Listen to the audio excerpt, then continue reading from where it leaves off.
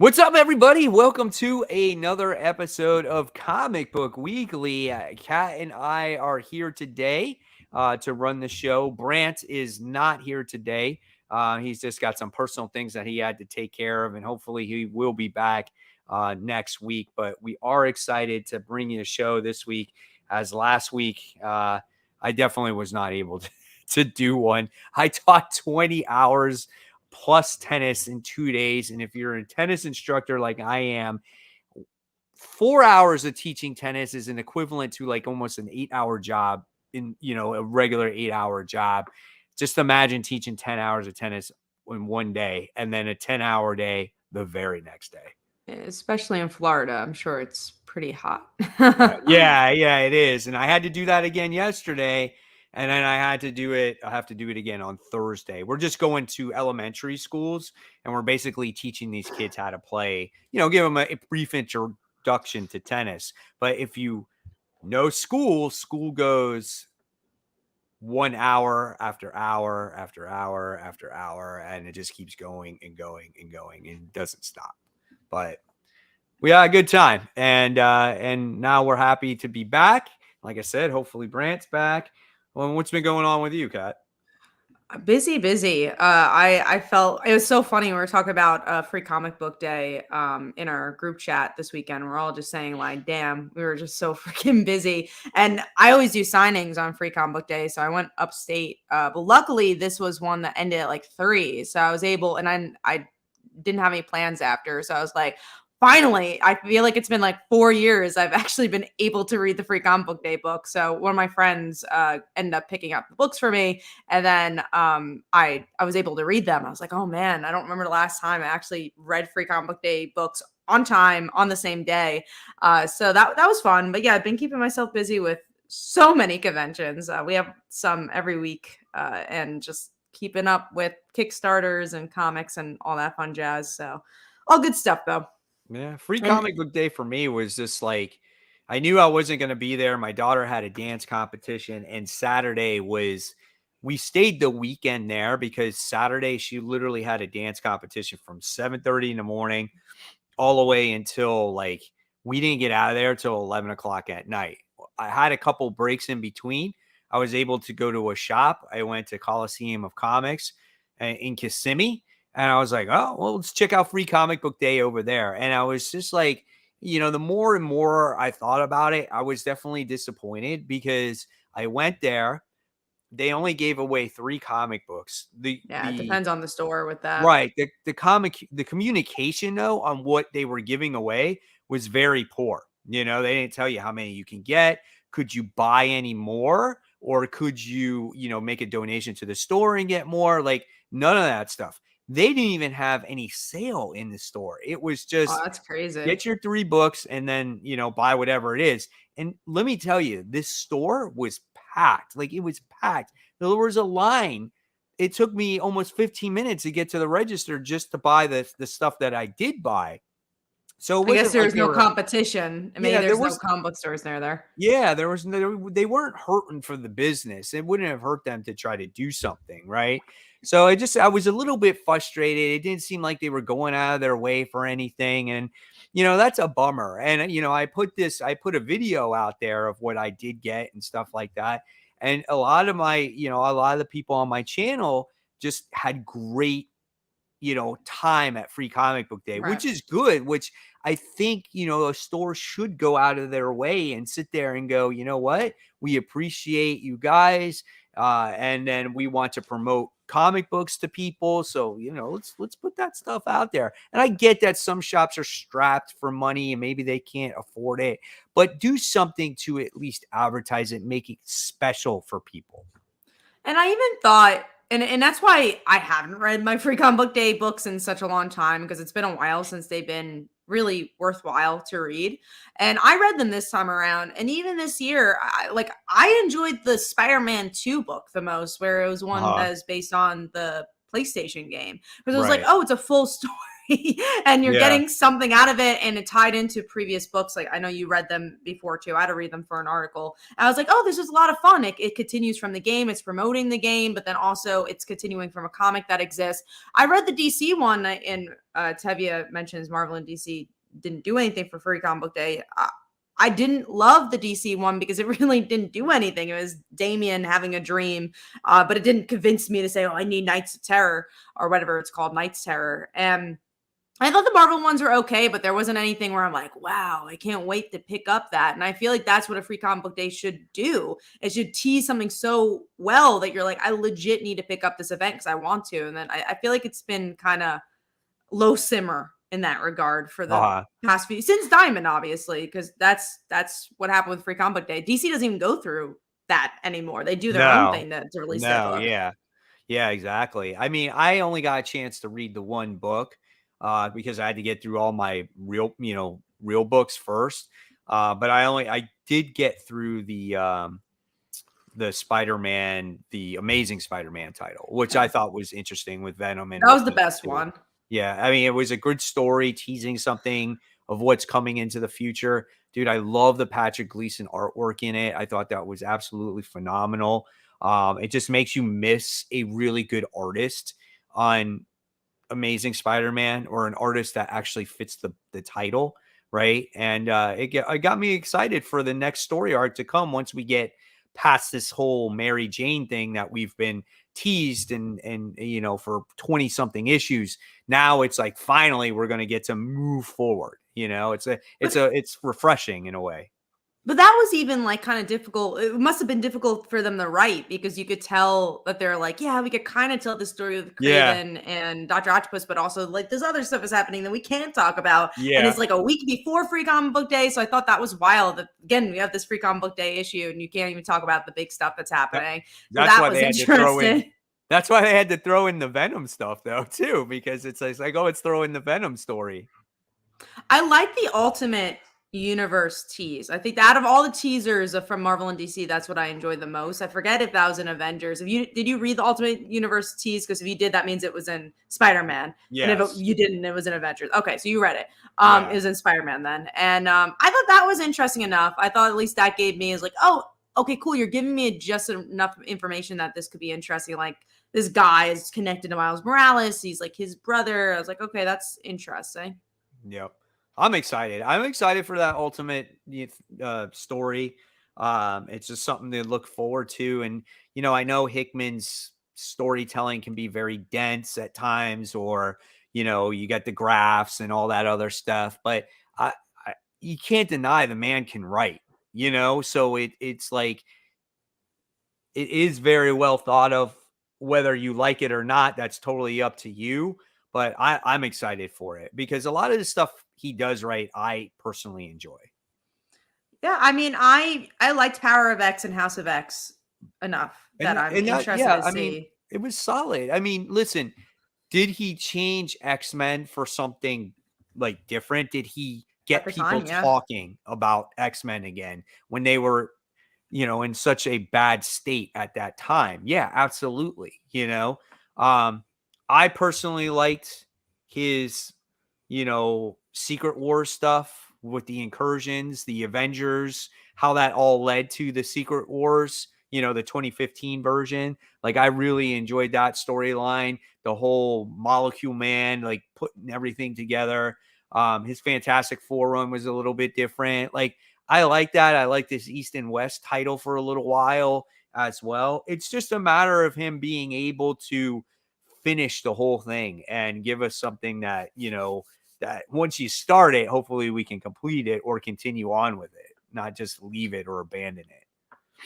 oh, for sure. We do have some questions here. First is from Dynamite. What do you think of Flexo? I think he's the character that showed up in the Free Comic Book Day books. I just looked him Yes. up. I'm like, he looks familiar. He was From the in Free the Comic Book Day Venom. book. Yeah. Yeah, and I don't read Venom, so I was like, I don't. He was The in, Venom yeah. story didn't do as much for me because I'm like, I don't read this book. Yeah. So he was like a symbiote that showed up in the 1940s.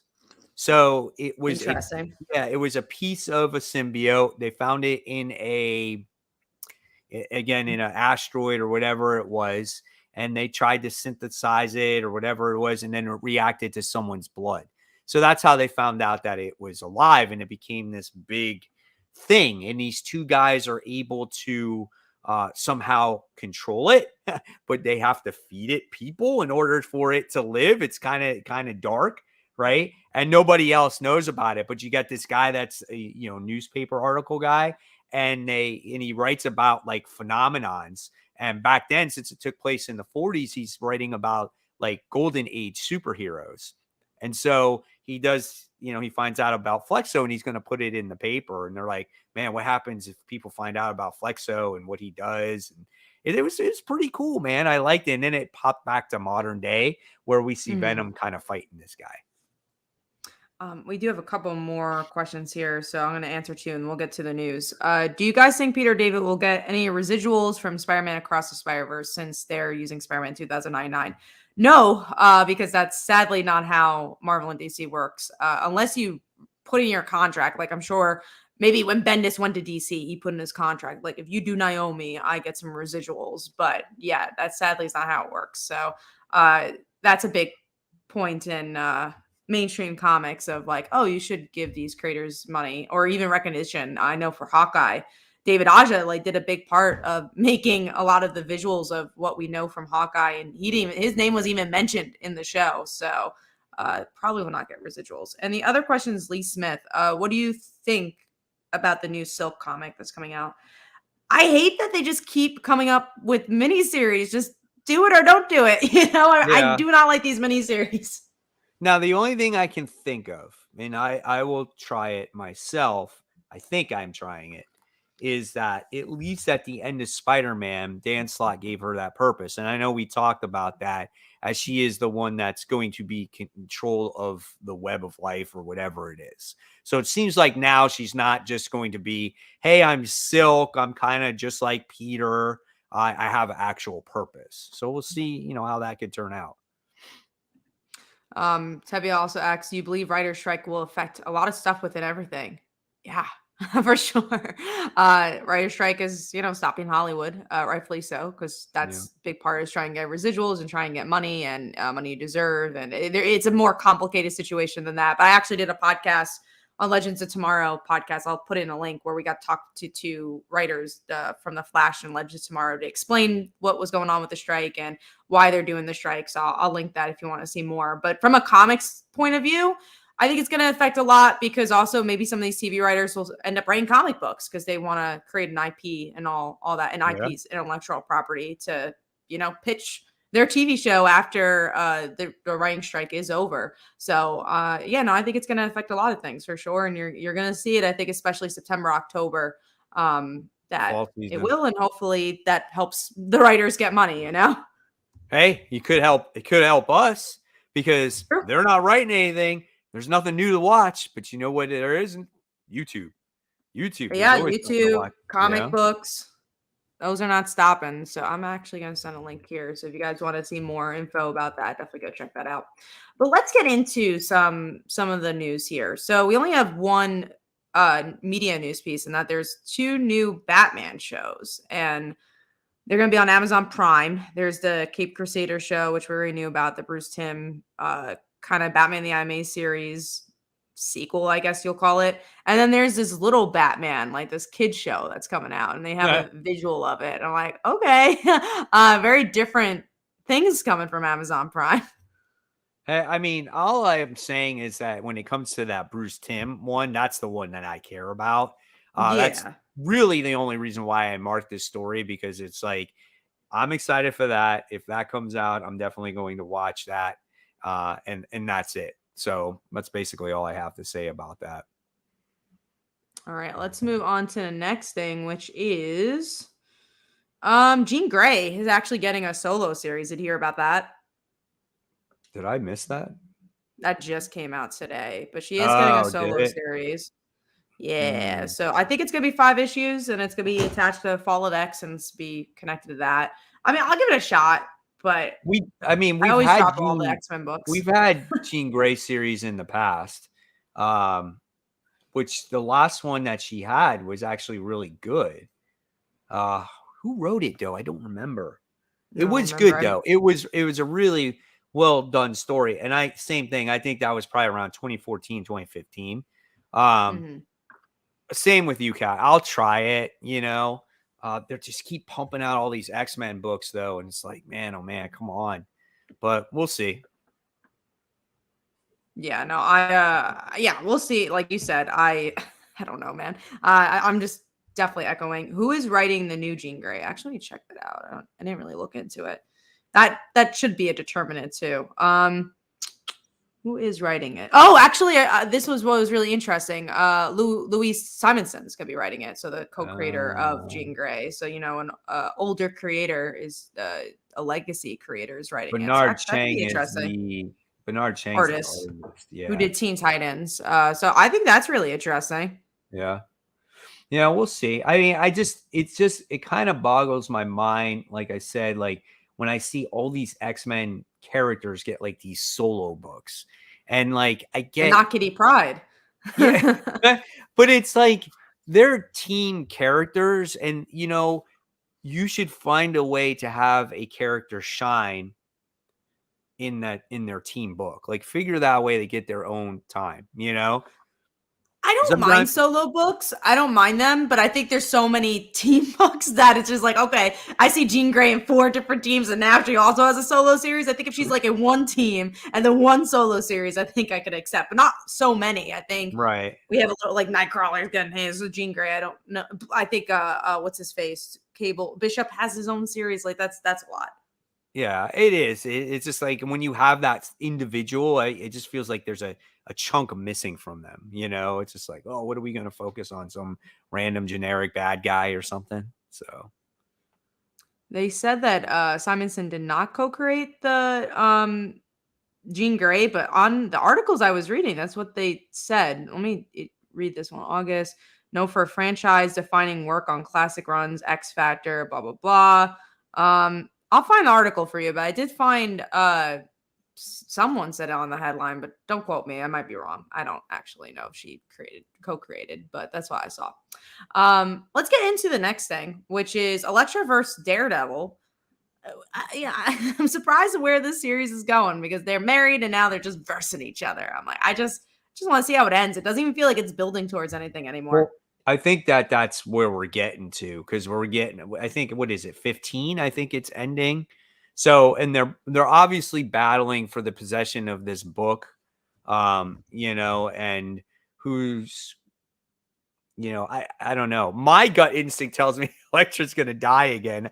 I don't know. I can't see them killing off Matt Murdock, and then now people will be like, okay, here we go. We're killing off all the male characters now, so there's all female characters. But you know that's what they're basically doing here. They're basically going to fight for this book, and there's that. I mean, that's it. I am curious to see how this series is going to end. Um, it's one of those series that I felt like I think we talked about it. Even though I've liked it and it's been entertaining for me, I feel like if you kind of knew that, I don't know if he knew he was going to, drop off this book or if he was going to get Batman at the time, it should have just ended at that volume or continued it and just made a Yeah. new story arc. Right. No, I definitely agree. There's some of them that took a wrong turn during that period of time. Next up is Jim Lee, is the president of DC, which I already thought he was because I know he took maybe he's had a different title, but he definitely took over DC when Dan Didio left. Maybe it was just publisher, but now he's No. president. Yeah. He is officially the president now. And Yeah, then, he was publisher and CCO, so now he's the president as well. yeah. So he does get a promotion. So there's just more stuff that falls in his lap. I don't know, Cal. What do you think? I mean, I It's the I same think person, so I feel like the same thing's gonna continue to happen, right? right. Yeah. I mean, there has some been positive stuff, and we'll talk about books later when it comes to DC Comics. And there seems like there's change in the right direction with James Gunn, and then you got some of these books that are getting better. Will DC be overall a better company as a whole with Jim Lee in charge? I don't know. I don't know. I don't know enough about DC Comics and Jim Lee, what he does in the ins and outs of DC, if he makes it a better company or not. You would think that someone like him would be, right? Um, but I think what Marvel needs again too is to get people excited about DC and Marvel again. Is we need a spokespersons for these companies. Like, even though Dan Didio may have not been the best leader or maybe had the best ideas for in a lot of people's eyes, he was the spokesperson for them, right? And then same with Stan Lee, he was the spokesperson for Marvel, and no matter how shitty maybe a story might be, did they pump you up for a comic? They did. They got you excited about things that were going to happen. And I just feel like if Jim Lee has been with DC for a very long time now, and now is the president, like people would love to see him be that face, I'm sure, and be like, I'm, DC Comics, I'm representing. This is what we're going to have. We're going to have freaking Batman kicking Joker's ass coming out next month. We're going to have Green Arrow coming out. We're going to have this and that. I don't see it in his personality. I know that's kind of not like him, but I know people would appreciate it, Yeah, I think, you had like the Dome of DC, whatever, DC Fandom, and maybe Fandom, there was yeah. opportunities to do that there. Or, back in the day, you had that DC show, the YouTube show, where they were people that were actually talking about the comics there. I don't know if I guess they didn't work out. And I guess Fandom, actually, we haven't even heard anything about Fandom this year. Maybe it'll happen. I don't even know with everything that's gone on with the Flash and everything else. I don't know if we'll have a DC Fandom, but I think we need more presentations like that. Or if you're at San Diego, just put a camera there and just be like, all right, this is the big. I remember when Rebirth happened and there was this like big Yes. panel. And that's Huge. something I would like to see. Yeah. And it's like, oh, we're That's what building I'm this talking panel. about. Mhm. Right. And who was, Dan Didio was the one speaking there. And he's like, we're having this book and it's written by this. And it just got you excited. And again, Stan Lee is just Stan Lee. That's just how he was his entire time at Marvel, just telling you, and you hear that voice and it brought you to this different world, and that's what I feel like comics needs. That, I mean, it's a different medium, so it needs someone to help pump it up a little bit more. There's no real marketing, and that's what's frustrating about it. You have to try so hard to find a comic book. If you're not in it, how are you going to find it, right? How are you going to get the masses out there to find the newest Spider-Man book or the newest Batman book, right? How do you do that? I think an issue is also just comics PR has changed a lot. Like 5 years ago, Newsarama was having interview by interview by interview. You had like, whatever, I'm not going to call out names, but like, there was more opportunities for people to click on to interviews and press releases and just, the internet has changed. The type of journalism that we see now is more features, which is great pieces. Like, if a issue comes out, it's more talking about in depthly about like, oh, well, Superman's identity is revealed. Let's dig in deep of why this is important. And I think that's great journalism too. But I don't know from a promoting standpoint, going from like a marketing standpoint, if that's helping DC. I wish DC and Marvel would do more in that regard, because I agree. I think like Green Arrow issue 1 should have been an even bigger book. I don't think it should rely on the creators to promote their books. I think it goes bigger than that. I think it should be the company to make us excited. Like, one thing I am interested in is tomorrow going to the shop, and when you get Green Lantern issue 1, you do get the ring. I mean, it's old news, like it's something they've done before, but at least it's something to be like, cool, this pushes you to buy Green Lantern issue 1. But we got to remember, we haven't gotten these rings since they had Blackest Night. Yeah, there's so many new fans, Right? Yeah, Blackest Night. I mean, shit. That's like, when did Blackest Night come out? 2008, 2007. I was in high school when it came out. Yeah. So now we're in 2023. So for us, yeah, we've seen it before. But yeah, like you said just earlier, there's a lot of fans that have never experienced that. So I think that's good that they kind of redo that again. I wish they would give you all the rings and personally, besides just the green. They The might though green as the one. series goes on, because right now it's Yeah. just Green Lantern, but we know Carol's in it, and I'm sure Jeremy Adams seems to have done a really good job with Flash to show that it's not just Wally, it was like the whole family, and that there's other Flashes. I'm sure he's going to do the same here, where it's not going to just be Hal. I think Right. if Carol's in it, I'm sure she's going to have something to say in the book. Yeah. And she is a Absolutely. Star Sapphire, so I'd be curious to see where that goes too. But I Yeah. agree. I think marketing needs to be better in that regard, just because there's so many wonderful books, and I think we are living in the age where it really is all on the creator. Like, I mean, obviously, we are also living on an age where James Tynion is only doing indie books. We live in the age where Scott Snyder is only doing indie books, so of course, it's on their shoulders to promote. But Hmm. then, and we'll talk about this with Radiant Black a little later, but how brilliant Kyle Higgins has been with his marketing and innovation and doing stuff this different and catching people's eyes. We'll talk about that as the comics go on. Absolutely. But let's get into the next topic, which is speaking of DC, which again, I agree. I do think DC has been doing a better job with the quality of their books, because now we also have Golden Age heroes getting solo books like Alan Scott, Jay Garrick, and a hero I'm not as familiar with. Wesley Dodds is the other hero, Yeah. the Sandman. And there's some interesting Jeremy Adams writing the Jay Garrick book, actually. Yeah, that's perfect. I mean, it's a way. It's like, oh, we're going to take you off of Flash, but we'll put you on another Flash book. I mean, that's cool, and this is coming off the heels of that JSA book from Jeff Johns. Is that I what this think is? so, but isn't that so weird that like I really like the JSA book now that you mention it, I don't remember last time that book has come out. Exactly. It's been a little while. And it's just like, and there's a lot of time jumping in that book, and that's why I'm not so like fond of it, but I do like the characters in the book, right? I love I don't Huntress in it. Yeah, I don't think it's written poorly or anything like that. I just don't like, again, I'm not a huge fan of like time jumping, and because when a book comes out a month later, I don't remember all that stuff that they did. That's why I wasn't the biggest fan of the most recent Flash issue, because there was like hyperspace and time jumping Too and much. going backwards. A kid was birthed, and then it was like there was so much stuff.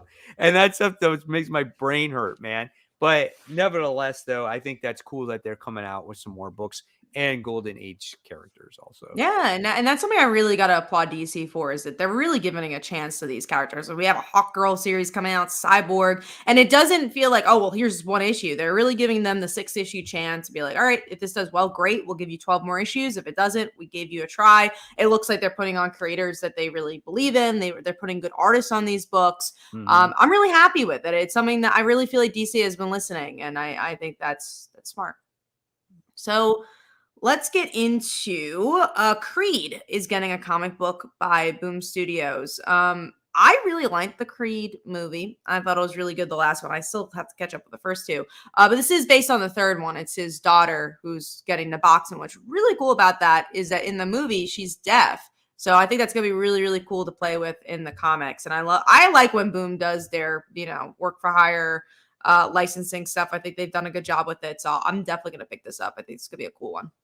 I have never watched any of the Creed movies, believe it or not, and I've always wanted to. I just never got around to them. I've always was a big fan of like Rocky when I was a kid, and I would love to see like this modern day take of Apollo Creed's son, being in the ring and whatnot. So this is just something I have to catch up on. But to make a comic off of this, I think that's really good idea, because it's like this is a mainstream movie and it's coming into comic People book really form. liked it. Yeah, so that's a great idea, man. Jeff says, "Is it wrong when you said Creed? I was thinking about the rock group. I don't think it's wrong. I think just a different mind frame." When Kat put this on the doc, I thought the same thing though. I was That's like, so "Oh, funny. Creed." I'm like, "The rock band's having a comic book movie come out?" I don't know if that would do so well. Probably not. Is that written by Michael B. Jordan? I don't know if he's involved or not. That'd be really cool if he is. I do believe it's the screenwriter of the movie though. So let me double check. Michael B. Jordan, Creed. Let's see who is writing it. Latoya Morgan is writing it. And it doesn't say what they do. I think I read a article that she. I don't think that Michael B. Jordan's related to it. Yeah, Latoya did. She's a TV writer. It looks like a movie writer. So that's interesting. If you guys know in the comments below, you could let us know. All right, moving on to Marvel. There's a Marvel book heading to Kickstarter. Now, obviously, it's not like a Spider-Man or whatever. It is an art book, but I thought that was cool. I think it's Really cool. interesting. I love seeing other things go on Kickstarter, and I think this is a great start for that. I know, there's always debates of like, oh, should something like this be on Kickstarter? Do they need the money? But I don't believe Kickstarter is a place where just small businesses have to be. I think it's big businesses. I think every business could utilize the platform, and it just makes the platform grow even more. So I thought that was pretty cool. Yeah, yeah, I agree. That was a neat idea, and it's like a hardcover art book with just all kinds of stuff in it. So, if you love that kind of thing, it's perfect thing to back up. They do well on Kickstarter, those art books. There's one let me see, Arthur Adams doing fantastic on there. It's right now 23 days left, 3,000 backers and Wow, $341,000. So wow, that's a lot. yeah, Yeah, it's they do amazing. well. Kickstarter, anyone could be on it for sure, and make money and make a business for yourself. Moving on to Fire and Ice is getting a title. Only reason I want to talk about this is mostly for what I was saying before. I think it's really cool that they have characters that you normally wouldn't see around, and they're doing something with them. And they're definitely cult classic characters. I don't know much about them. I've read maybe a few issues here and there with Justice League International, but they got cool design. I know a lot of people like them, and they're going to Smallville, which I think is pretty cool. They were in the most recent one of Tom King's books. Was it Hard Target? Was that is that what it's called? That sounds right. Yeah, they were in that book, both those characters. So I don't know if they're going to be spinning off of his storyline. It looks like they're going a little lighter than that, but maybe they will end up referencing it. gotcha. The other thing, and I know I have not read the Power Girl stuff, so I'm going in this blind. But Power Girl, the stuff that you didn't like in action, is getting her own ongoing series. I mean, I'll give it a shot, but I know you guys did not like it. The only reason why I'm getting it is for the freaking variant cover. Like Art Germ is doing a variant for it. Gorgeous. I mean, we all know how these Power Girl covers look. And so that's why I'm buying it. I don't think I'll be reading it. I just can't, like, just what I read in the Action Comics books, it was just horrible. And I don't think I could read it. Maybe I'll glance through it if it changes in any way. It's just like info dump, and I could not stand that.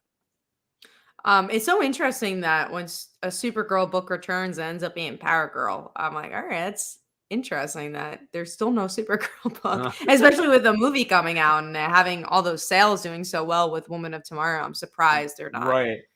doing anything with it. But all right, let's move on to the what if titles were revealed. And these, I'm really excited for a lot of these. I mean, obviously, I'm excited for Gwen Stacy, but a lot of these new what ifs looks really cool too. So we have a Loki what if title with Walter Simonson, because the Simonsons are just doing a lot. Then the Gwen one, which we already knew about.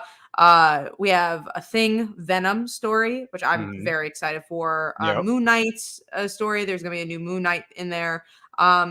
I might read that just because I don't usually read Moon Knight, but it might be a good jumping on point, something different. But I'm really excited for the Thing. I would say Gwen and the Yeah. Thing is what I'm most excited for. Yeah, the Thing, I was like, "Oh, that sounds like an interesting take there." Can you imagine Thing being like Venom, like having a symbiote on? That's pretty interesting. Yeah, something different.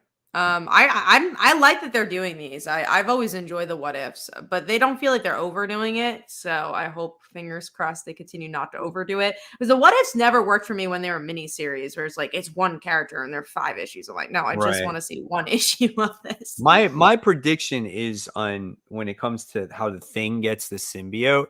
I could be totally off base, but this might take place going back to like the 80s when Spider-Man first got that black suit. And what he did was when he found out that it was something living, he had to go to the Fantastic Four and he had to get that suit removed from him. And so the Fantastic Four were keeping tabs on the suit. So what if it escaped and somehow it attached to Ben Grimm that way? So I don't know. It could be. It's a long shot. They've done other stories similar to that time frame, but it's just a thought that went to me when that story It, came out. it does seem like they're going classic though. At least he was writing the Venom one. Stephanie Phillips, so it's not like a classic writer, but like again, the someone in the comments mentioned that Jerry Conway is co-writing Spider One, and obviously he's the one who helped out Yeah, on the actual the Gwen story. So he actually wrote that, and then again Loki, Walter Simonson, who's a big Thor writer. So it's interesting to see like the mix and match. And then you have Stephanie Phillips, who's a huge writer now, current modern writer, and then Erica Schultz, who's been doing some good stuff at Marvel. So interesting stuff on that regard. But let's get into our last topic, which was really big news. IDW, is rebooting, and a lot of jobs were gone here. They're resetting their company. They had some bank issues as well, and I find this interesting because IDW had all those properties, they lost them, and that was a big revenue stream for them. But I really thought they did a good job with like getting Scott Snyder on board and doing a lot of these independent books and first, create our own stuff. So I was very interested to see this news and where they're gonna go now, what they're gonna do. I don't know. I just think it was probably a little too late. I mean, the damage was done, you know what I'm saying? And they were forced to get rid of all those licensings because they're losing all that money paying out all those licenses. So Yeah. it's just like, and now you find them trying to restructure the business at the same time. So it's going to take time for it to rebuild if they can stay afloat, because you do have already Image and you have other publishers out there, that you can bring your own creator own stuff. And the only thing that I feel like IDW is like grasping onto that's going to make them any type of money is Teenage Mutant Ninja Turtles. I mean, Yeah. that's it. So I don't know. We'll have to see. I hope they stay in business, and they can figure out their way, but it is a little bit scary for them. Yeah, no, it's very scary, and like you said, we'll see what ends up happening. We do have a question from Donnie Sharp. Do you think we'll ever have horror comic book covers made like what were made before the comic code authority? I mean, I think anything's possible. I don't know what distinct style you're talking about when it comes to horror comics that hasn't been done again, because I feel like people do homages so often to old horror books. So I'm curious which ones you want to see back, like what tone you want to see back. 'Cause I feel like for the most part, we've seen I mean, books do it we, again. I mean, there's every cover out there in the sun, actually, when you Yeah. look at it, because you may not get main covers, but when you look at all the variants out there, there's some covers that push that envelope, not just in like gore or horror, but just in nudity and everything else. You see it all the time. So it's not like back in the day where you literally got one cover of a comic book, and that was it. Now you just see everything and anything at any time. Yeah, that's why I'm curious which covers you felt like we haven't seen, because like you said, yeah, I can't think of a cover that I haven't seen. I've seen nude covers, I've seen homage covers, I've seen cartoony covers, I've seen them all, right? They're everywhere. But let's get into, so I want to talk about my Kickstarter first, and then we'll get into the news, or not the news, the comic The book. So the comics, yeah. let me pull up my Kickstarter. It launched yesterday. We always got Kickstarters going on, and I think you can find your new favorite comic if you check it out. So here we are, second day, halfway funded, and this is Rainbow Canvas. If you like Webtoon, you'll sure to love this. It has 12 brand new stories from your favorite BL and GL Webtoons. If you like romance stories, you like wholesome stories, go check this one out. Really exciting stuff, and yeah, we're really proud of it. Slice of Life is in there as well, my Webtoon, and that's about an anime character that comes to life and falls in love with a cheerleader. So go check that one out, and we'll have the link in the description below. And Spider-Man 2099 said, "How are we? We're doing good. We're talking about comics. So we're Yeah, always good when we're talking about comics." absolutely. So So do yeah, we we want want to to appreciate, and we just keep want to going? appreciate everybody that's on the chat tonight. Talking about the news and the comics. Like I said, we missed you last week, but we're back now, and then hopefully we'll have Brent back next week. So are we ready to talk about comics, Kat? Yes. Well, Tevia did ask, where I was wondering if you guys saw Guardians. I didn't have a chance, so we did get tickets for Thursday night, and then Phil, he ended up having to work that day late, and we're like, we're too busy this week. There's literally no day we could go see it, so we're gonna go see it next week. That's the plan. We're gonna go see Guardians. Are you Yeah, gonna go see Guardians? I heard it's sad, but no I spoilers. I haven't seen it yet. Now, obviously, like I said, I was away for the weekend, so I didn't get a chance to see it. Me and my son really want to go see it. It's just a matter of finding time to do it. Um, but I'll get around to seeing it for sure. Yeah, I heard it was good, so we're excited. And Little Mermaid's coming up, but we got our Spider-Man tickets. That's the most important thing. My whole friend group knows, like, Cat's got to go see Spider-Man. Mayday's in it. I was like, we're going to see like the earliest showing. We're going to see like a 5 o'clock showing, and we're very very excited. So do we want to talk about Radiant Black first, or do we? I think we should, because that's our main topic. Yeah, let's just talk about Radiant Black. Radiant Black is a very good comic book. It's funny, it wasn't in my top five. It just Because I made my had top five. what's that? I just made my top I five. did, yeah. So I liked it, but what I like about it though is we talked about it earlier, the marketing of it to get people excited, to get people involved. And in this issue, you wind up getting to see, you get to vote on who you want to be the true Radiant Black. So if you've read this series, we've had Marshall and Nathan recently share the responsibility of Radiant Black. They could exchange the power and whatnot. At the end of the comic book, and I'm not sure if you guys caught this, there's a QR code on there. And it's not to buy something or anything like that. You scan it, and what it does is it takes you to a voting poll, just like back in the day when you had to vote if Robin was going to get killed or not by the Joker, right?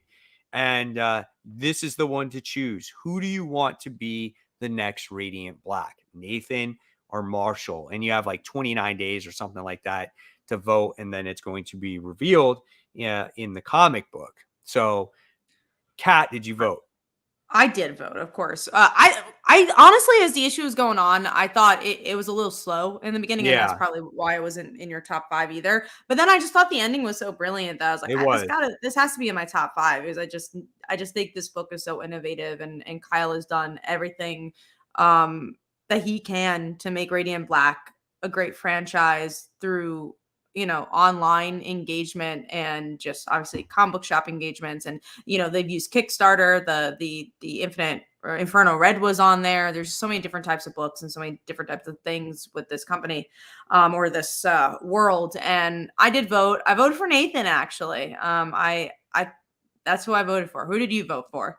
Who'd you? I'm sorry, I was reading a comment. I Who'd vote. you vote for? I voted for Nathan, I which voted is for in. Marshall. There you go. So we'll see. So And what's interesting is I don't know how they wrote this, because I was like, man, I feel like if one of them is the Radiant Black, it really changes the whole narrative. So, and then how do you write ahead? Like with Jason Todd, it was just one tweak they had to make, and then they went on to a new arc. This is like their main character. So right. I'm curious of like how they wrote this book. So you know why I voted for Marshall? Here was my Nathan was originally the chosen one to be the Radiant Black, right? And so he did his battle. He was in the hospital. He was recovering from his injuries. Marshall took over that responsibility, and he had all that burden on his shoulders to take over that responsibility. He did that. He made sure his friend was okay. He did all those things, right? And I feel for him. Like, I feel bad for him, because it's like he's like almost like the second rate Radiant Black. He's not the true Radiant Black, but in many ways he's done so much more than what Nathan did, even though Nathan is the original chosen one. Then what does Nathan do? Nathan leaves. Like, he goes back to Los Angeles, right? And then he comes back, and now he's like, you know what? I want to go back to Los Angeles because things are are different now, and I want to take the Radiant Black. And to me, that just seems not. I like Nathan as a character, and to me, I understand his reservations because you can feel that his pain in the comic book, that this is his best friend, and he doesn't want to say this to his best friend. He doesn't want to hurt his feelings. But I felt like it was so selfish. And his best friend just was not that way towards him. Now, I get that Marshall is a little bit unhinged, a little bit, but I just feel like if that power gets taken from him, something bad, he might do something bad. And And I I don't think want that's that. I think that's interesting. I want to see him be like the Green Ranger of it all, where you get to see him become evil. And I don't know. I just always like Nathan as a character a bit more, and I like Marshall a lot, but I like his writing side of stuff. I think he's also like um the more like clean cut version of Radiant Black, which I don't want to say I tend to like more of those characters more, but I like him more in that regard than He's Bad almost Boy like the Marshall. Peter Parker of the bunch. Exactly. He reminds me a lot of Peter Parker, and I think that's why I've kind of resonate with him. I did see a super chat. Let me get to that. Cosmic Toby said, "Thank you so much for the $5 super chat. Why don't you kickstart a Free Comic Book Day Lifeline comic, sponsor it gold or silver level? Because Free Comic Book Day usually it's free books, so if you Kickstarter, I think it defeats the purpose of a free book. But if you don't Kickstarter it, then you're spending thousands of dollars to give a free book. So I think on the indie level, it doesn't always quite make sense unless you have a backing of a Marvel and DC who's paying for it. So as of right now, I don't think it financially makes sense to do a free comic book day book. But we did a sale, so we did stuff like that. We still and we do our signings and we celebrate that way. And thank you for the super chat and the question. But yeah, I'm curious to see where Radiant Black goes. I like the book. I think it's solid. I know that I feel bad for Brant's not here tonight because he's the one who likes the book the most out of all three of us. Yeah, he does. I agree though what you said about the how innovative it is, because they Mhm. did this once before with the QR code and it took you to the trailer of their movie or commercial or whatever it was at the time, and you actually got to see an animated short of the characters and how Yeah. like he speaks and everything like that, and that is brilliant. I love that, and I wish more comic books did stuff like that. That's being different, right? I mean, you talk about doing something with different with comics. I know not everybody can do that, right? But I just wish more of them did it. And to just promote yourself in that regard. Because I mean, obviously, it's innovation for creativity, but it's also innovation for marketing. And it's something and I'll answer this in a second. It's something that we really talk about. And I think that's so important in independent comics, especially. But Frank says, Kat got your issue today and The Haunting. Looking forward to reading them. Happy Tuesday. Thank you so much for supporting Frank. And again, shout out to Frank always that he does his own Kickstarters. He's also an independent creator. So definitely go check out their stuff. Yeah, I hope you enjoy the issue. If you like superhero comics, it's for like Father Like Daughter. We just released the digital comic today. Already gotten feedback that people are like, "Oh my god, you gave us that ending! It's a big cliffhanger. It's a big issue. We've been building up for a long time." So, Thanks, yeah, Frank. thank you so much for the chat. All right. So we talked about Radiant Black. We talked about all that stuff. So great book overall. So let's move on. Let's talk about DC. We got a lot of the Dawn of DC stuff has been coming out, and some of the stuff has been really good. We'll talk about it real quick here. Green Arrow last week, we didn't get a chance to talk about it. Guys, in the comment section, just let us know what you thought about Green Arrow. Was it hit or a miss? No pun intended right there. Did it hit the mark for you? I love the book. I thought it was great. I love how we got the reintroduction of a lot of characters that we haven't seen. We get that, characters that got reunited, and then it was like taken away again right when we got them together. But I really enjoyed it. I thought the artwork was really good. We get to see Green Arrow, who is actually missing in some weird place. And was it Cheshire who wound up meeting with him, if I It remember? was Leanne. She's taken over the Cheshire Okay. role, but it's Roy's daughter. Roy's daughter. Yeah. So those two are working together now in this weird world, right? So I thought it was good. I loved everything about it. What did you think, Kat? I loved it, honestly. It was like a 5-star book for me because it's just a perfect issue one. I think it did a beautiful job of reintroducing the character if you've never heard of Green Arrow in your life. It does a good job introducing the family, but then it doesn't make you bored because a lot of times when first issues do that, you're like, well, I know who Green Arrow is. I don't need Yeah, this explained to me in this exposition, but never felt like exposition. And it also gave you enough of like, okay, this is where Green Arrow is. Leon shows up. She's a big Green Arrow character that we haven't seen in a while. And I like that they really played with the theme of Green Arrow, played with the roots of him, where it's like he was lost on an island and now he's lost in a multiverse. So I really think if you love Green Arrow, you'll love this. And I think, one of the best issue ones I've read this year for superhero comics. I'm sure there's indie books where I'm like, whoa, but for superhero comics, this is definitely the best issue one.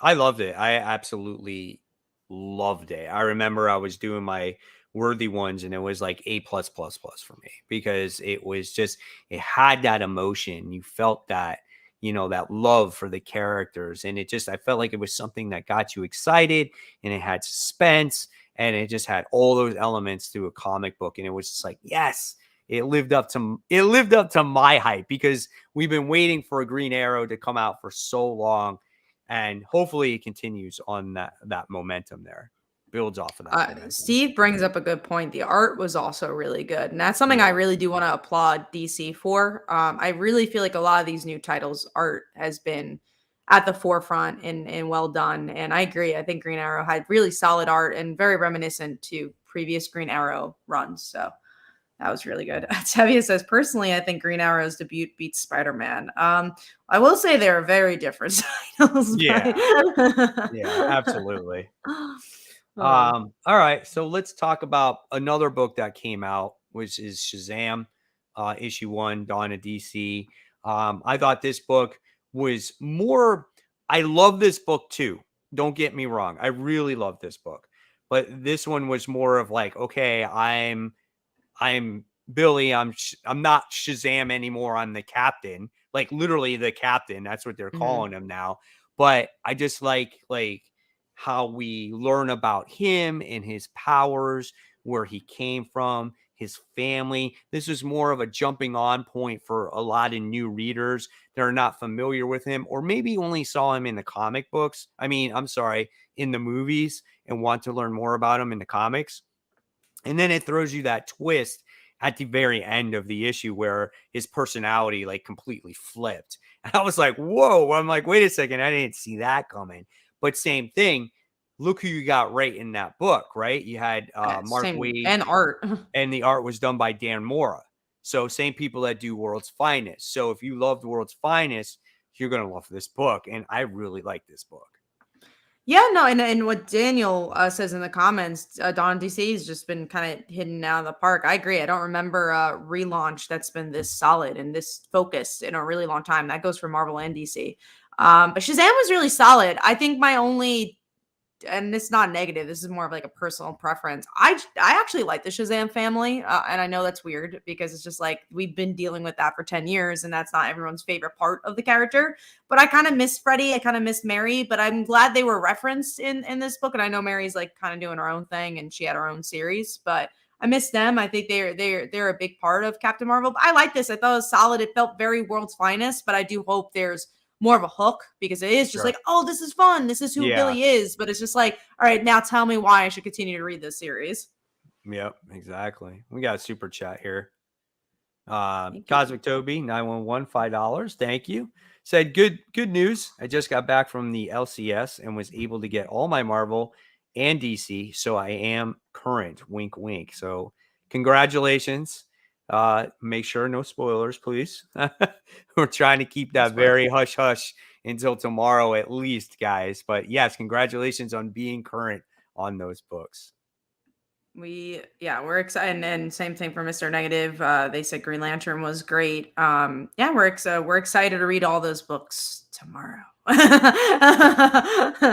And the Spider-Man book is a pretty solid, like it's like a thick book. It's not like a regular standard Oh, comic. that's good. I'm glad It's it's like two bigger. issues. Yeah, it's like two issues in one. Is Titans part of the Donna DC titles? Yeah, that's also part of the same. I'm just not initiative. as excited for that though. Me either, just because of where Nightwing has been. But I like It Nicola Scott's art a lot, so I'm hoping I'll at yes, least really like the art. that's different, right? That's different. All right, so we talked about, let's see, we talked about Shazam. We did talk about Radiant Black. So we're going to talk about Carnage Reigns Alpha Oh, I didn't issue read that, 1. but you could talk about it. Oh, okay. Oh, I I like don't know how why we I take marked it that. down. Oh, I'm going to take the X off now, Mike. It's just like this. I have to do it. My Um, OCD would not allow. yeah. Carnage Reigns. So I liked it. I thought it was great. It reminds me of a beginning of a summer blockbuster movie. It's like the modern day Maximum Carnage type of thing, right? You get Carnage fighting Miles Morales in here, and then you get like 3 separate stories on how it ties everything all together. It's got great action. I love the artwork in there. Cletus is more creepier than ever. Overall, it was fine. It was just like, again, it's an alpha issue.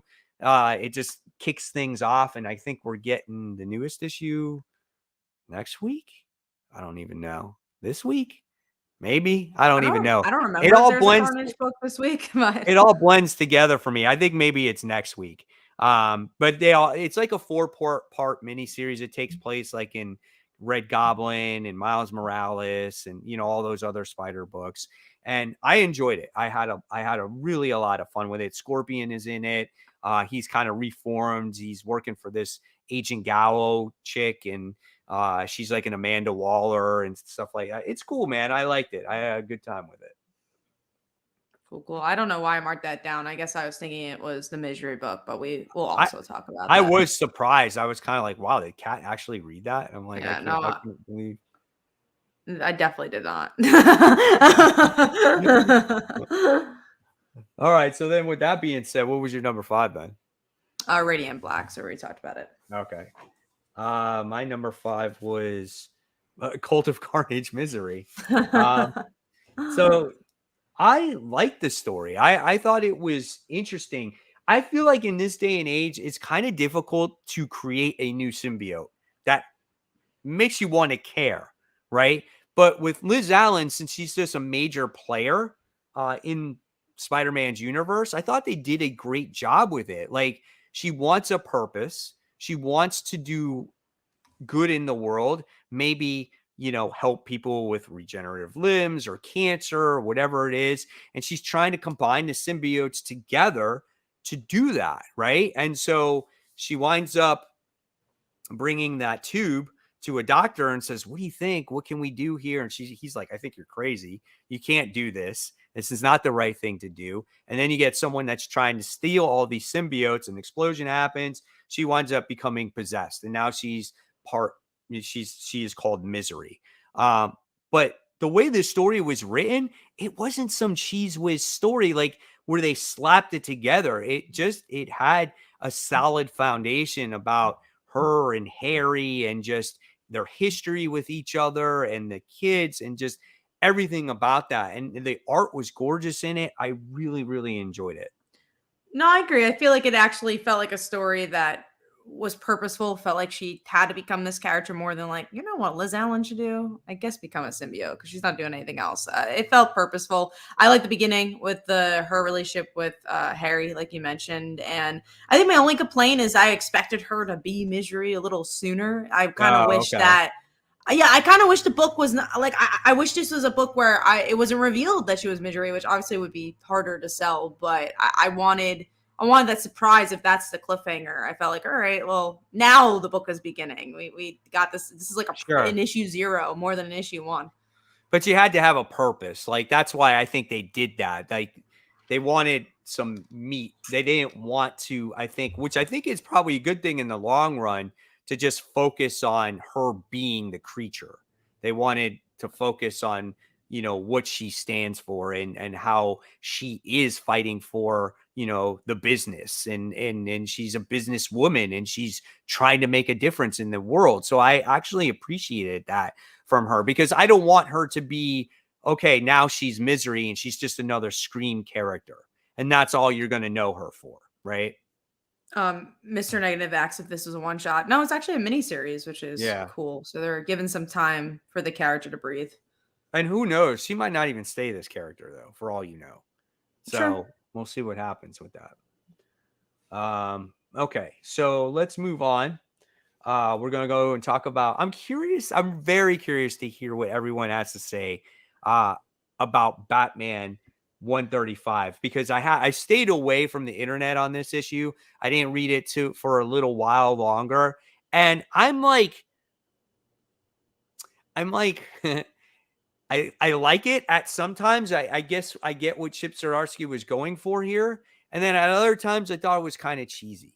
Um, because The it's different like, universes wasn't so purpose. Like it was cool to see them in the different universes, but I'm yeah, like, oh, did we actually need this? Was there any story really for this arc? I don't think so. like the whole arc was made for him to get trapped so we Right. could see him go through the multiverse of Batmans. That's really what this was for. And then obviously Tim comes out and rescues him at the end, which was nice. The purpose of him losing the hand was freaking stupid. I Mhm. don't feel like you need to do something like that where it's going to impact a hero in that. That's huge, right? Think about it. Batman losing a hand, and within the very same issue that he loses that hand, he gets it back. And that's just it to me, that's just like I hate that because it's like there's no ramifications. Let him deal without having a hand for a while. Let's see how he does being Batman that way. You know what I'm saying? Um, so I get what they were going for because you're celebrating 900 issues of Batman. I get it. And it was cool in many ways, but at the same time, it was like we had this whole story arc just for that. And that's just my thoughts behind it though. Yeah, it wasn't like you said, it wasn't bad because it was like fun to kind of see those moments, but also just didn't feel purposeful. And I mean, I like the Tim moment. I just kind of want to move past this though. Right. So I agree. Shouldn't have cut off the hand, man. Definitely not. We've seen it a All right. lot in comics. Right. All right. So let's see. What does Comic Toby here Oh, say? It's very important to me to remain current on my runs. I thought I would miss out on Spider-Man 7, but I have been having that Doc Ock cover. I'm sure we are going to talk about Spider-Man Yep. soon. So Bat's 900 story was Drek. The multiverse cameos and trips was fun. So, yeah, yeah, like I said, it was cool to see that. Um, and then it made sense why that whole arc existed was at that very end right there. kind of. I was like, maybe we could have gone here a different way, but sure. All right, what was your number 4? Mine was I think it was Misery actually. Yeah, no, it was Peacemaker. Peacemaker tries hard.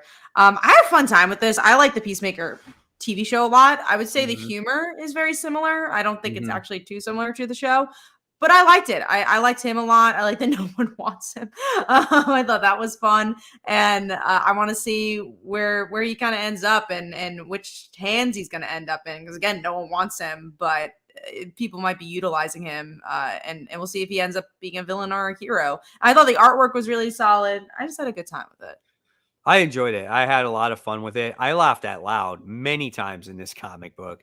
I loved when he was reaching out to the Suicide Squad, be like, "Hey guys, you want to come hang out at my house, have a barbecue?" And they're like, "No, no, no, no, no." Last time he showed us his VHS porn collection, and just like he finds a dog that's like he calls him Little Bruce Wayne and stuff like that. There was just so many like little moments, and I love when a comic book can definitely make me laugh out loud like that. It was a good time and I had a lot of fun with it. The ending was interesting how he wants was it Brain wants him to collect Yeah. Deathstroke's DNA so he can have the perfect body. So that was wild too. But And yeah, even that, you're like, oh, is he gonna do it? Is someone gonna betray him? Like, where does he right. actually lie? Yeah. But it in many ways though, it's a little bit sad because we got to see how sad, like how cold his dad was to him. And even Mhm. his dad seemed like he didn't even want him when he was a kid. So it's just there's a darker meaning there, So Which yeah, is honestly a big part of the show. That's something they definitely took from the show was like the dad not, kind of crafting the way he is as a person. I do think the show kind of does it a little bit better, but I think the humor was here for this one. And also you don't want to read the show. Like I could watch the show, like give me something sure, else that's a little different for the comics. sure, absolutely, absolutely. All right. So my number four, and you said this was like your lowest book, I think, but my number four Yes. was actually Spider-Man issue 8. I didn't hate it, and that's something we were talking about before the show started. There was literally no books I hated this week. It just so happened to be a little lower, just Right. because like it is a filler arc as well because we're getting to the Spider Boy stuff. Yeah. So like issue was interesting though, because Spidey, he's having an issue of, he works his ass off from a burning building and he doesn't save a life. And obviously it takes a toll on him. And he goes to Norman and says, I need to figure out a way where I can literally, save everyone's life. Like if I can have a spider sense for everybody, knowing that someone is in danger, right? And so that's created in the comic book, and we get to see him be successful at that. He's just much more aware of when people are in danger, not just when he's in danger.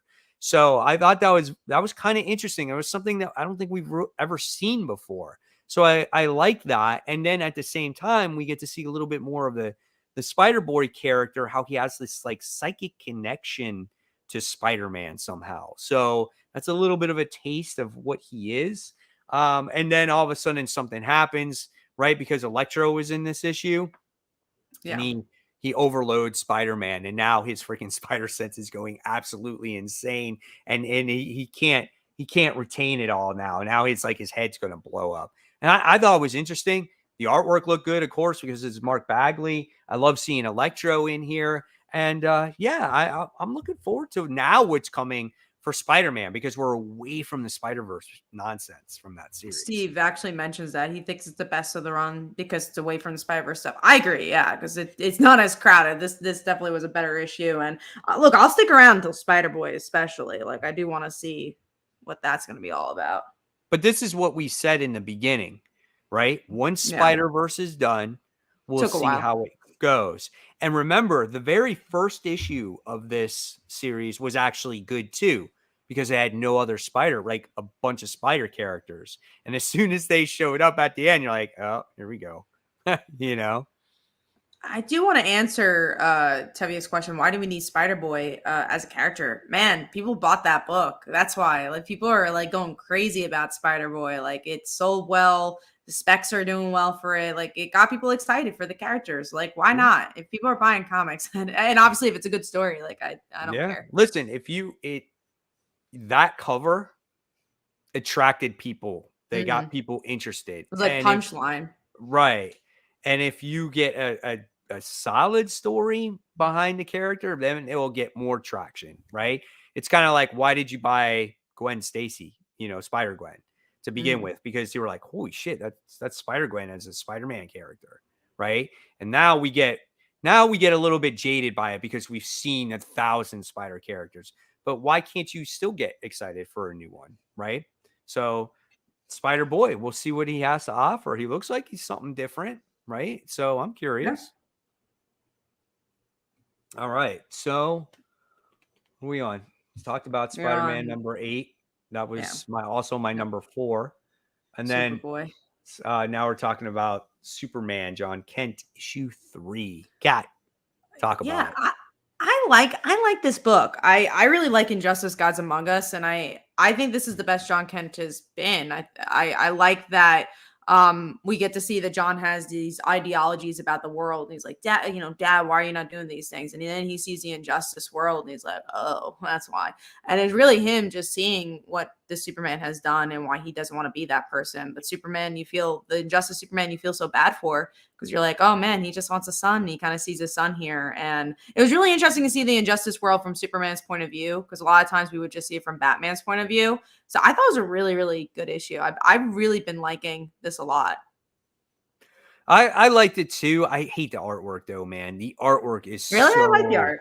no, it's so flat. It's so like basic and no detail whatsoever. Like really, like look at it. There may be a couple of good facial expressions, but I could it agree with that if you you really know, look at it like closely. But also yeah. like it's when it is crisp, it's very crisp. And you know what, Who Kat? does it? It's a Mhm. very, very quick read. It is like Yeah. 3-minute read. It is so easy to get through that comic book. I agree though. Like I like the story of, he gets to see something from different eyes.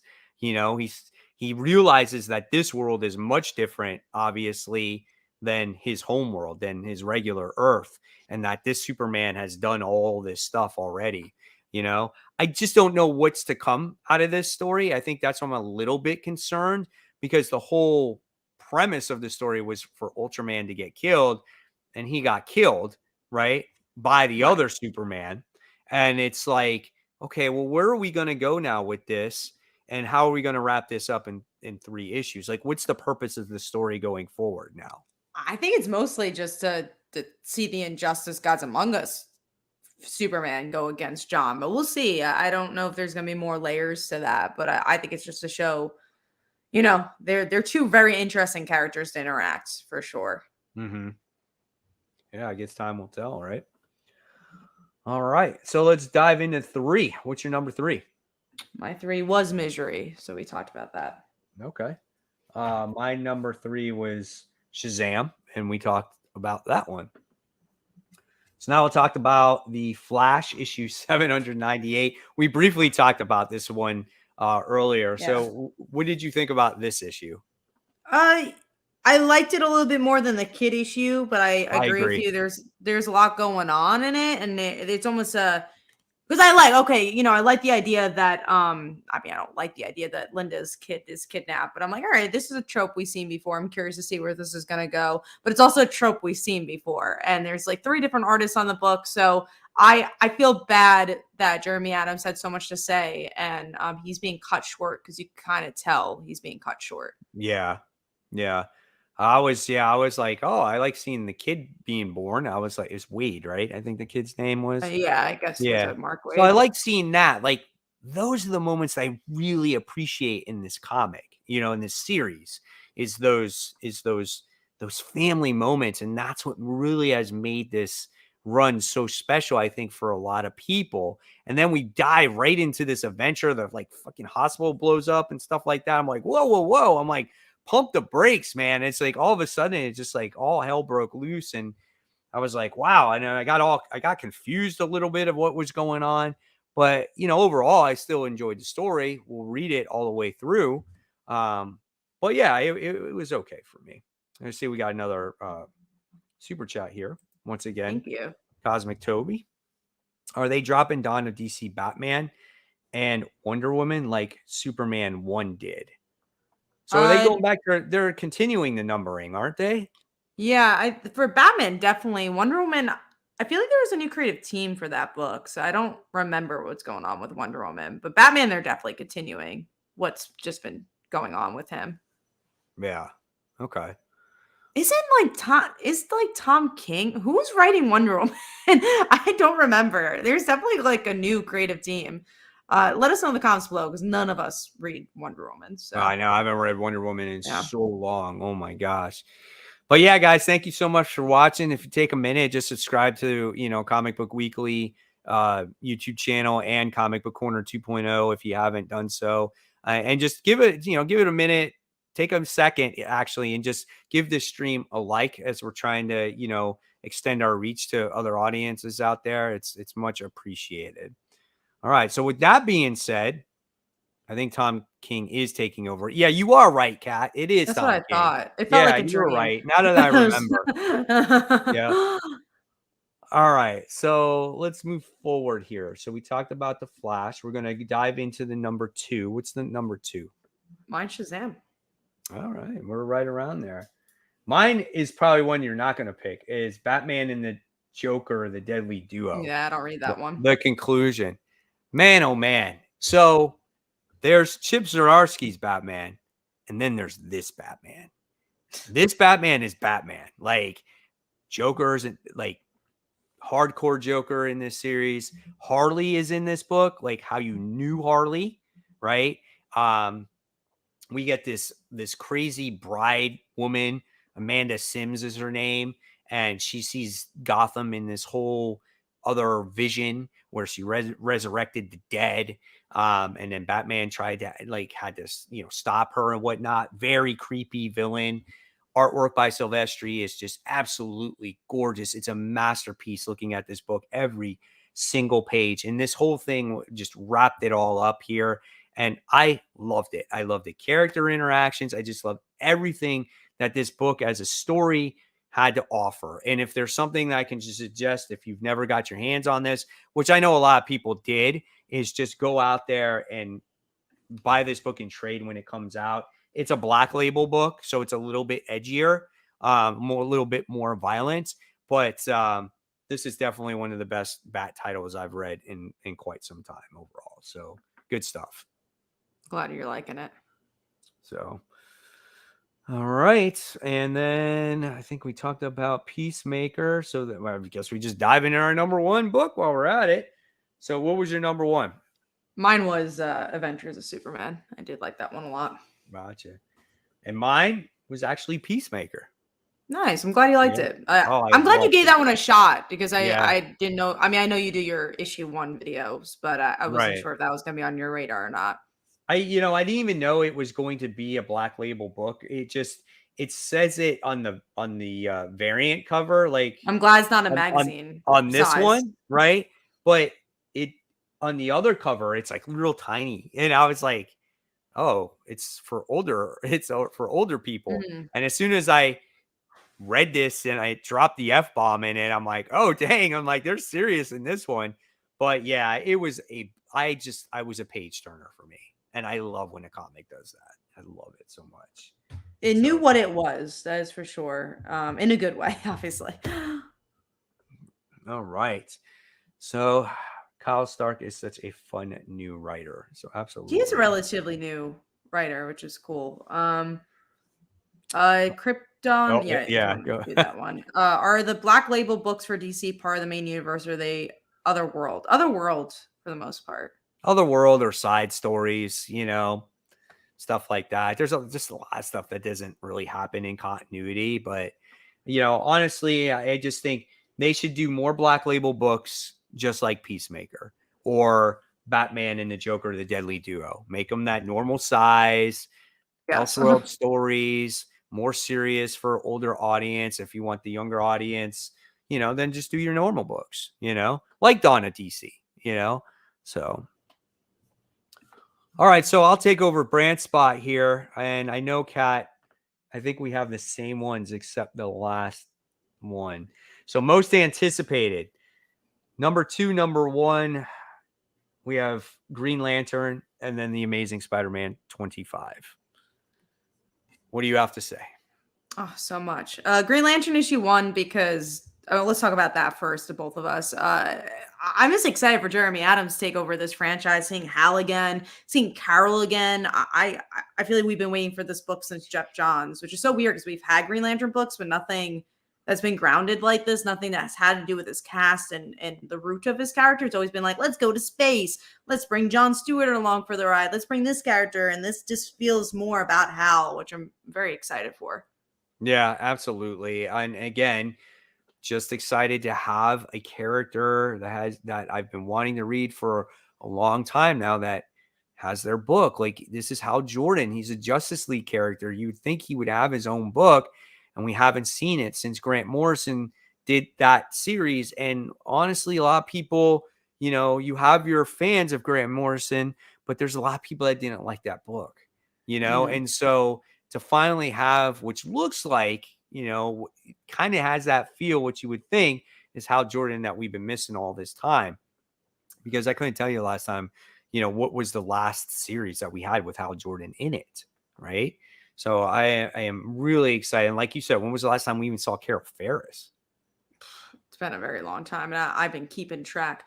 Also, obviously, we're going to talk about Spider-Man. So, yeah, this is my most anticipated book because this has been teased for such a long time. I was telling the story to Mike, but one of my friends, as I told you earlier, picked up my free comic book day books, and I saw her like the next day after, and I was like, oh, she asked me like, how were the books? And I said, oh yeah, they were fine.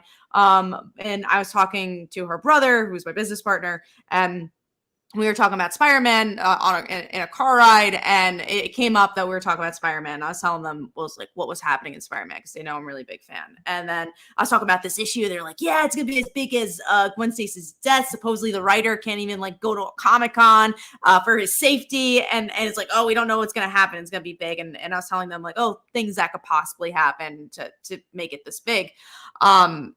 And yeah, I was like, oh, I'm really excited for the book. And they're like, seriously, let us know what happens. Cause I'm interested. And these are people that, don't read comics and don't care about Spider-Man. They're now even interested, be like, all right, I'm invested a little bit to find out what's going to happen in Yeah. Spider-Man.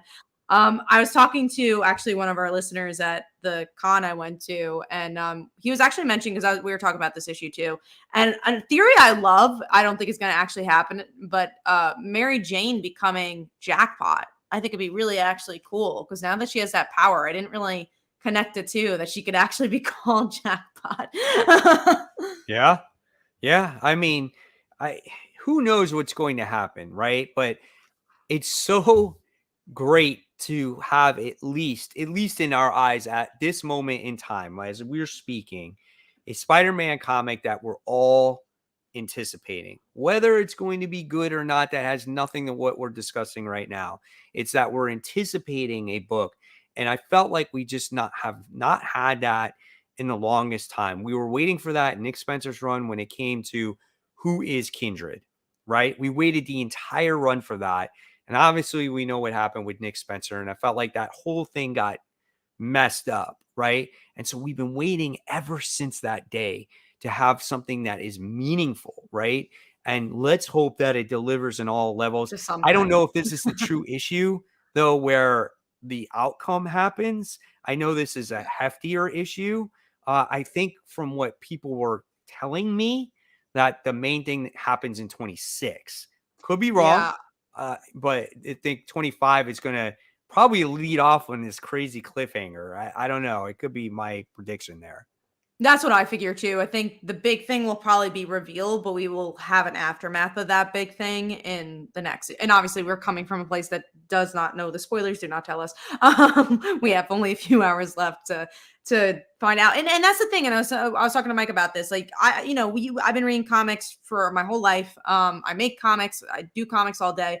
It's comics are my life. And when I go to the comic book store, I'm always like, it's a Wednesday. I go get my comics. I'm interested to get my comics, but I'm not like literally like, oh, Wednesday's coming soon. Wednesday's coming soon. Like, I'm just like, cool, it's Wednesday. I'm going to go get my comics. I hope they're good. But, because this issue's coming out, like since Saturday when I saw my friends and I was talking about this book, I'm actually excited to go to the comic book store because of this issue, because they've been hyping it up so much, and because we're big Spider-Man fans. Right. Guys, let's not put anything in these comments here. I'm going to delete that because you can't. I didn't see anything. Yeah. I didn't see anything. Let's see. How am I going to delete it here? Yeah. No spoilers. It won't let me remove it. Let me see if I can remove it from See if you can move it. I can't, but guys, try if you could, whoever did sell the spoiler, if you guys could just delete it. Just don't say anything. Just don't say. Yeah. If you read the book, just don't say anything. Like that. No one that's read it here. We don't want any of that tone. Okay. So yeah, please, definitely, because we don't need that stuff. No, yeah, and I think that's crazy, especially with this issue in particular. First of all, I'm so happy that Marvel themselves have not spoiled anything, because that's something Marvel would have done. They're like, this is a big thing, let's spoil it like the day before. But it's so freaking crazy how many people have gotten this issue before it's come out, and how many times people were trying to spoil it. Right. Yeah, exactly. But I mean, like I said, we'll see what happens with that. And I'm just excuse me. I'm just anxious for it. I'm excited for it, and it's good to have that, because it's just, you don't get surprised anymore. just because of the world that we live in. And I hate when they give away major plot points before a book is even come out. It's fine when it's come out, it's on the shelves. If It's it's all Wednesday, game. I don't care. Yeah, Right, tell exactly. me what happens Wednesday. You're excited to Right, talk about it. Go for it. I don't right, care. But don't exactly. tell me on Tuesday. Yeah, don't tell me on Tuesday when I'm right before to get to the shop, especially when Marvel hasn't even, announced anything that's going on, right? Because I think the big difference is like, I get the idea of like, because people are like, it just came out today. Why did you spoil it? And I'm like, okay, if you really were excited to get that comic, you should have went that day. That's why I'm like, Wednesday is clear game. And obviously you could try, like, don't spoil it if you can. Don't spoil the thing that happens. But that I understand. But if you literally can't even get the book, then I don't think you should spoil it. But yeah, let's get into, so you had another book that you were excited for. Let me see if it's a book I don't even read it. So You don't read it. So yeah. it's the last issue of Nemesis Reloaded by Mark Miller. This series is really good. I read this first volume back in 2008, 2009, I think, when the first volume came out. In this second, it's on printed paper. That's the only type of spoilers I like. You kind of get the origin story of this character who is like an evil Batman, if you want to say.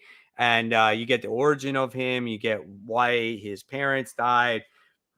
He has this vendetta against the Los Angeles Police Department because he blames them for killing his parents. And the stuff that he does is just like, it pushes the envelope so far. It's like insane. And this is the final issue to this newest volume. And I've loved every single issue of this book. So definitely looking forward to it. It's hard to believe that it's over already. Yeah, no, it feels like it's been quick. I remember when that first issue came out. And it's been 5 issues too. Mine's Ghost Lore issue 1. It's a Boom Studios book and it's written by Cullen Bunn. I love horror, so this is also a father-daughter relationship. It's about this priest whose daughter is estranged, and then they have to like go up against ghosts. And I'm like, all right, this sounds cool. The art is from the same artist who did Basketful of Heads, which I really, really liked. I love slashers, so this seems up my alley. That's my third most anticipated. But this was a really hard week because there was Second Coming coming out. There's a lot of books I'm looking forward to tomorrow. Stuff. Yeah.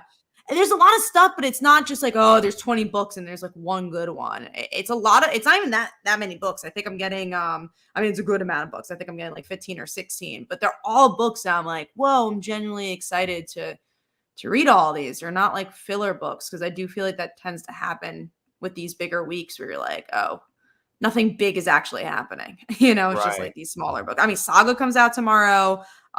Silk issue 1. There's a lot of the Nasty I really liked as well. There's a lot of Nasty. Yeah, man. Love that book. Yeah, so there's good stuff too. Yep. Yeah, that was really cool. That was so outside the box, that book. So there's a ton of books I'm looking forward to. I'm excited just like sit down and just read my comics. Yep. So, Daniel, we see that you said sell me on who to vote for Radiant Black, but I'm not up to on the series brief pros and cons. So we had a whole conversation about it earlier. But the only thing I can say for me, Kat voted for Nathan and I voted for Marshall. Nathan is the OG Radiant Black. He was the one originally chosen to be that character, right? Which I like. I like a good hero that, first type of hero. And we compared him to like a Peter Parker, right? Marshall, I think, is the edgier character. He's got some mental issues, but he was the one that took on the Radiant Black mantle when supposedly Nathan was in a coma or was going to die. So he took over. He helped his friend. He got him back to health. He covered for him. He was the next one in charge. And I liked what he represented. It's like, hey, man, you snooze, you lose type of deal. So I'm going to go with Marshall. Now, the thing with Marshall, he's a little bit unhinged. And if Nathan steals the Radiant Black power back, what's going to happen with Marshall? Does he become what Kat calls it, the Green Power Ranger, you said? The evil Power Ranger? Because this is the same writer who wrote Power Rangers. And this does have a very Power Ranger-esque feel to it. So, but I think it should be Marshall, because personally, I think he's more deserving of it. That's me though. He's definitely worked hard for it. But we will see next issue, hopefully. I'm very curious. I'm just curious to hear the production schedule of a book like this when it's an indie book. But yeah, that's a great book as well if you guys want to read it. And it was cool to do a topic that was an indie book because we tend to just do like a lot of Marvel and DC stuff. So it was fun to talk about something else, you know? Yeah. And we talked about everything that was potentially going to be like a main topic. Like Mm. we did Radiant Black, right? And then we were thinking, oh, why don't we talk about Free Comic Book Day? But we wound up doing that anyway. The other one was Jim Lee, which we talked extensively about that. So there was a lot of things that we talked about that, was, in our, I guess, discussion in general. So And we know next week's gonna be Spider-Man. So oh god, yeah. It's gonna be some kind of Spider-Man thing. And so, but I guess that's it, right? That's all we got this week. yeah. So Awesome. glad you guys were able to catch us. Obviously, like I mentioned before, I have a Kickstarter going on. So if you guys want to check it out, second day, and we're halfway funded already. And if you like web comics, go check that one out. Sweet deal. All right, guys. So that's it from us tonight. So, of course, guys, if you like, I'm going to say it again. Make sure you thumbs up and subscribe to Comic Book Weekly and Comic Book Corner 2.0. It's much appreciated. Follow us on social media: Facebook, Twitter, Instagram, of course, YouTube. That's why I told you to subscribe. That's how you follow us, right? And don't miss a single show every Well, I can't say every Tuesday. A lot of Tuesdays. There's Most times where we Tuesdays we are cancel. here. Yeah, yeah. I'm getting ready to go into that summer schedule, Kat. So we're gonna have to have a discussion about that. We'll But definitely have a big one for that. yeah. But guys, thank you so much. Have a great new comic book day. Hopefully you enjoy that Spider-Man issue, and we will see you all next week. So good night, everyone. Take care.